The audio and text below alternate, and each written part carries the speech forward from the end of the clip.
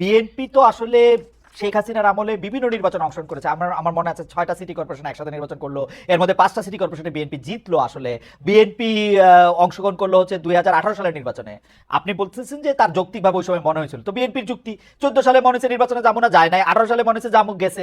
২৪ সালে মনে হচ্ছে যায় নাই, যাবো। তো তো ওরা কি করবে? নতুন রাজনৈতিক দলরা কি করবে? না আপনাদেরকে না না অনুসরণ এখানে করতে না হবে না তো কোনো এখানে একটা জায়গা থেকে। সমস্যা একটা আগে থেকে বিএনপি তার প্রেসিডেন্টকে প্রধান উপদেষ্টা দায়িত্ব নিতে বাধ্য করছিল বা নেওয়া হয়েছিল। বিএনপি তত্ত্বাবধায়ক সরকার ব্যবস্থা ধ্বংস করছিল ২০০৬-৭ সালে। ওই তাদের চাওয়া প্রধান বিচারপতিকে সর্বশেষ অবসরপ্রাপ্ত প্রধান বিচারপতি বানায়, ওইটাও তো বলতে হবে। বিচারপতি কে এম হাসান ছিলেন তাদের মধ্যে অন্যতম। বিচারপতি কে এম হাসানের বয়স কিন্তু বাড়ে নাই। বিচারপতি কে এম হাসান যেদিন অবসর নিয়েছেন তার পরের দিন এই বয়সটা বাড়ানো হয়েছে, যাতে তিনি সর্বশেষ আমি অবসরপ্রাপ্ত প্রধান বিচারপতি থাকেন। আমি বলি শুনে তার আগের দিন করলেই কিন্তু এই ঝামেলা হইতো না।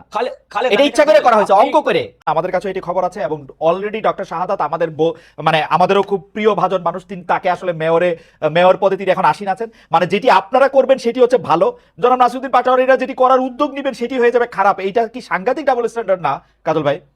মানে দেখেন, মানে প্রথম কথা আপনারা হচ্ছে আপনারা আমার কাছে প্রথম কথা হচ্ছে জি আমার সমালোচক জি নাসিরের বেশ কয়েকটা বিষয় কিন্তু কমন, যেগুলো আমরা প্রত্যেকে প্রত্যাশা করি বাংলাদেশ কিভাবে চলবে জি আগামী দিনে। জি আবার কিছু কিছু অভিযোগের ক্ষেত্রে এটাও যেমন সত্য, উনি যখন বিএনপির দিকে অঙ্গুলি নির্দেশন করে যখন বলবেন হুম, বিএনপি এই কাজ করবে, আবার যদি তিনি মনে করেন যে যারা আওয়ামী লীগের না সরাসরি খুনের সঙ্গে তাদেরকে নিয়ে আমার নতুন দল গঠন প্রক্রিয়ার সঙ্গে তাদেরকে সম্পৃক্ত করবেন, এটা আমার মনে হয় এক ধরনের দ্বিচারিতা। আমি প্রত্যাশা করব আগামী দিনে নেতা হিসেবে নাসির সাহেব এ থেকে আমি দূরে থাকবেন, কারণ নতুন প্রজন্মের নেতৃত্ব দেওয়ার জন্য তাদের অনেকগুলো স্টেক হোল্ডার আছে, কাজল ভাই প্লিজ অনেকগুলো একটা বিষয় আছে। একটা একটা একটা আমি বলতে ভুলে গেছিলাম।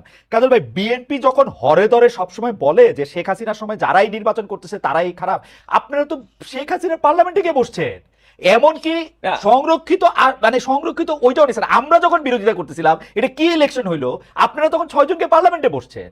না দেখুন, এটা হচ্ছে তো একটা রাজনৈতিক দল, একটা কথা খেয়াল করতে হবে জি খালেদ সাহেব, যে জি দেখুন একটা রাজনৈতিক দলের যে কৌশল, রাজনৈতিক কৌশল, সেই কৌশলটা কিন্তু আপনি একটা কথায় মোটা দাগে কিন্তু তার বিশ্লেষণ করলে হবে না। কারণ পার্লামেন্টে যে সময় বিএনপি সেই পার্লামেন্টে গেছে সেটা একটা রাজনৈতিক সিদ্ধান্ত ছিল। এই সরকারের যে কোনো রকম জনপ্রিয়তা নেই এবং পার্লামেন্টে সরকারের বিরুদ্ধে বিরোধিতা করার জন্য বিএনপি সেই সময় যৌক্তিক মনে করেছে। হুম বিএনপি যে সময় মনে করেছে, বিএনপি তো একসময় স্থানীয় সরকার নির্বাচনও করেছে, হুম হুম সিটি কর্পোরেশন নির্বাচনও করেছে, রাইট কিন্তু পরবর্তীতে যখন এই সরকার বিগত হাসিনা সরকারের নির্বাচন এবং তাদের যখন বিন্দুমাত্র তাদের উপর আস্থা রাখতে পারেনি, তখন সমস্ত ধরনের নির্বাচন থেকে নিজেদেরকে গুটিয়ে নিয়েছে। হুম আপনার কি মনে নেই ২০১৮ সালে শেখ হাসিনার কথার উপর ভিত্তি করে ডক্টর কামালের নেতৃত্বে সমস্ত রাজনৈতিক হুম দল অংশগ্রহণ করেনি? করেছে। করেছে সেগুলো হচ্ছে সরকারের এবং ইলেকশন চাপে খারাপ কিংবা হয়েছে, আমরা বলেছি ইলেকশন খারাপ হয়েছে, তারপর বিএনপি কে পার্লামেন্টে গিয়ে বসে পড়ছে।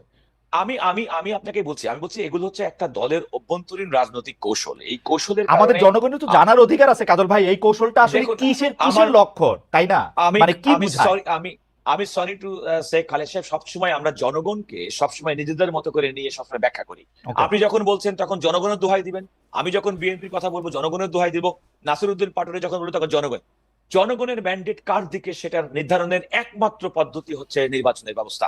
ওকে এই নির্বাচন ব্যবস্থা ১৯৯১ সালে হয়েছে, এই নির্বাচন ব্যবস্থা ১৯৯৬ সালে হয়েছে, এই নির্বাচন ব্যবস্থা ২০০১ সালে হয়েছে। হুম। আমি ২০০৮ সালের নির্বাচনটিকে কোন মানে অবাধ, সুষ্ঠু এবং নিরপেক্ষ নির্বাচন বলতে রাজি নই, বিএনপি কারণ হারলে এটা নির্বাচন অনিয়মিত। সুষ্ঠু হয় না তো? বিএনপি হারলে নির্বাচন সেখানে কেন না, সুষ্ঠু হবে? না খালেদ, নো, আপনি খেয়াল করতে খালেদ, নির্বাচনের তত্ত্বাবধায়ক সরকার ব্যবস্থা ছাড়া ৯১ সালে নির্বাচন হয়েছে। তত্ত্বাবধায়ক ব্যবস্থা সংবিধানে আসার পরে ৯৬ এবং ২০০১ নির্বাচন হয়েছে। তত্ত্বাবধায়ক সরকারের ৯০ দিনের মধ্যে নির্বাচন করার কথা। ১/১১ পরবর্তীতে ফখরুদ্দিন মঈনুদ্দিনের সরকার ২০০৮ সালে নির্বাচন করেছে। সুতরাং একটা অনিয়মতান্ত্রিক অগণতান্ত্রিক সরকারের অধীনে নির্বাচিত তথাকথিত তত্ত্বাবধায়ক নির্বাচনের সেই নির্বাচনে গঠিত সরকারকে আমি কোনোভাবে গণতান্ত্রিক সরকার মনে করতে পারি না, ওকে আইনগতভাবে, সাংবিধানিক ভাবে। আপনি যদি আমাকে ডিবেট করতে বলেন, আমি এগুলো ব্যাপারে আচ্ছা আরো ঠিক ডিবেট আছে, করতে আপনি পারবো। এটা বলেন তো যে বিএনপি তো আসলে শেখ হাসিনার আমলে বিভিন্ন নির্বাচনে অংশগ্রহণ করেছে। আমার মনে আছে ৬টা সিটি কর্পোরেশন একসাথে নির্বাচন করলো, এর মধ্যে ৫টা সিটি কর্পোরেশনে বিএনপি জিতলো। আসলে বিএনপি অংশগ্রহণ করলো হচ্ছে ২০১৮ সালের নির্বাচনে। আপনি বলতেছেন যে তার যৌক্তিকভাবে ওই সময় মনে হয়েছিল, তো বিএনপির যুক্তি ১৪ সালে মনে হচ্ছে নির্বাচনে যাবো না, যায় নাই। ১৮ সালে মনে হচ্ছে যাবো, গেছে। ২৪ সালে মনে হচ্ছে যায় নাই, যাবো। তো তো ওরা কি করবে? নতুন রাজনৈতিক দলরা কি করবে? না আপনাদেরকে না না অনুসরণ এখানে করতে না হবে না তো কোনো এখানে একটা জায়গা থেকে। না না না না না না খালেদ, আপনি খেয়াল করে দেখেন, আপনি মনে হয় মূল জিনিসটা থেকে সরে যাচ্ছেন। জি দেখুন, মূল ইস্যুটা কোথায়? মূল ইস্যুটা হচ্ছে ত্রয়োদশ সংশোধনের মাধ্যমে বাংলাদেশের সংবিধানের নির্দলীয় তত্ত্বাবধায়ক সরকার ব্যবস্থা, যেটি বেগম খালেদা জিয়া প্রণয়ন করেছিলেন, তৎকালীন জামাত আওয়ামী লীগ সহ অন্যান্য রাজনৈতিক দলের আন্দোলনের পরিপ্রেক্ষিতে রাইট। তার সুফল কিন্তু পরবর্তী নির্বাচন হয়েছে। সুতরাং জনগণের তার ভোটাধিকার নির্ভয়ে আমি জনগণের ভোট দেওয়ার যে বন্দোবস্ত সাংবিধানিক ভাবে রাইট। আমাদের সংবিধানে ছিল, যেটি শেখ হাসিনা সরকার তার ক্ষমতাকে কুক্ষিগত করার জন্য পঞ্চদশ সংশোধনের মাধ্যমে এবং তার পূর্বে খায়রুল হকের রায়ের মাধ্যমে ত্রয়োদশ সংশোধনী নির্দলীয় তত্ত্বাবধায়ক ব্যবস্থা সংবিধান থেকে বিলুপ্ত করেছে, তারপর থেকে তো মূল সমস্যা শুরু হয়েছে। না, আপনি আরেকটু আগের থেকে ধরেন, মূল সমস্যা আরেকটু আগের থেকে। বিএনপি তার প্রেসিডেন্টকে প্রধান উপদেষ্টা দায়িত্ব নিতে বাধ্য করছিল বা নেওয়া হয়েছিল। বিএনপি তত্ত্বাবধায়ক সরকার ব্যবস্থা ধ্বংস করছিল 2006-7 সালে। ওই তাদের চাওয়া প্রধান বিচারপতিকে সর্বশেষ অবসরপ্রাপ্ত প্রধান বিচারপতি বানায়। ওইটাও তো বলতে হবে, দুইটা তিনটা জিনিস এইটা আপনার এটা কিন্তু আপনার এক ধরনের ন্যারেটিভ। আপনি খেয়াল করে দেখেন, আপনি যদি কিছু মনে না করেন, বর্তমানে সংবিধানে আমাদের অনুচ্ছেদ 58 আপনি পাবেন না, পাবো না তো। আপনি দেখবেন 58 অনুচ্ছেদে কোনো কারণে সর্বশেষ প্রধান বিচারপতি না হলে আপিল বিভাগ থেকে সর্বশেষ অবসরপ্রাপ্ত বিচারপতি, তারপরে বিশিষ্ট জন, তারপরে কিন্তু সর্বশেষ স্তর ছিল রাষ্ট্রপতির প্রতি দায়িত্ব গ্রহণ। সেটি কিন্তু একটা সাংবিধানিক কাঠামোর মধ্যে ছিল।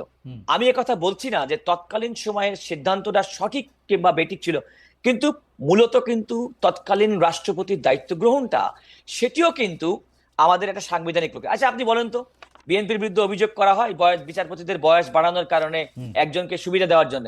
বিএনপি যদি এতই খারাপ কাজ করে থাকে, তা আওয়ামী লীগটি এত বছর ক্ষমতা ছিল, সংবিধানকে কেটে ছিঁড়ে ফেলেছে, কেন তারা আবার বিচারপতিদের বয়স কেন কমালো না? আমার একটা জবাব দিতে দেন। ওয়ান ওয়ে অফ ন্যারেটিভ দিয়ে একটা পার্টিকুলার পলিটিক্যাল পার্টি। আমি আপনার জবাবটা দেই, আমি আবার আপনার কাছে আসবো, জবাবটা দিয়ে আসি।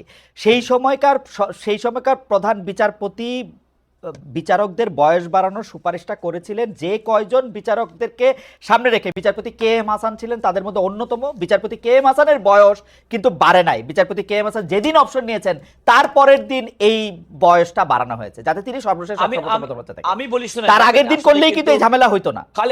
এটা ইচ্ছা করে করা হয়েছে, অঙ্ক করে। বিচারপতিদের বয়স বৃদ্ধিটা কি শুধুমাত্র একটা পার্টিকুলার রাজনৈতিক ওই দিন করা হয়েছে তাই করে, ওই দিন করা হয়েছে তাই করে। তাই যদি হয়ে থাকে, বিচারপতি কে এম হাসান যেদিন অপশন নিয়েছেন তার পরদিন করা হয়েছে বিচারপতি বয়স। আমি একটা কাউন্টার আর্গুমেন্ট আপনাকে করে রাখি, তাই হতো। এটা যদি এতই যদি খারাপ বিধান হতো, আওয়ামী লীগ তারপরে এত বছর ক্ষমতায় থাকে, কাউন্টার আর্গুমেন্ট তো সেটাই। 66 বছর বয়স তো আমরা সবাই চাই, 66 বছর বয়স তো লাগবে, 65 থেকে 66। কিন্তু বিচারপতি কে এম হাসানের অপশন নেওয়ার পরদিন হবে না তো এটা। আপনি একটা coincidence K, this is not coincidence. He was the chief justice. This is not coincidence. আমি আপনাকে বলি খালেদ, যে কোনো ভাবেই হোক না কেন, কোনো একটা সংবিধানের জন্য, কোনো একটা মানুষের বেনিফিটের জন্য করা হয়ে থাকে, রাষ্ট্র ক্ষমতার পরিচালনার জন্য তারা যদি করে থাকে গ্রেটার ইন্টারেস্ট, আমি জাস্টিফাই করছি না। ঠিক আছে, আমার মনে হয় বেরিসের রুল কাজল আপনার বক্তব্য পরিষ্কার।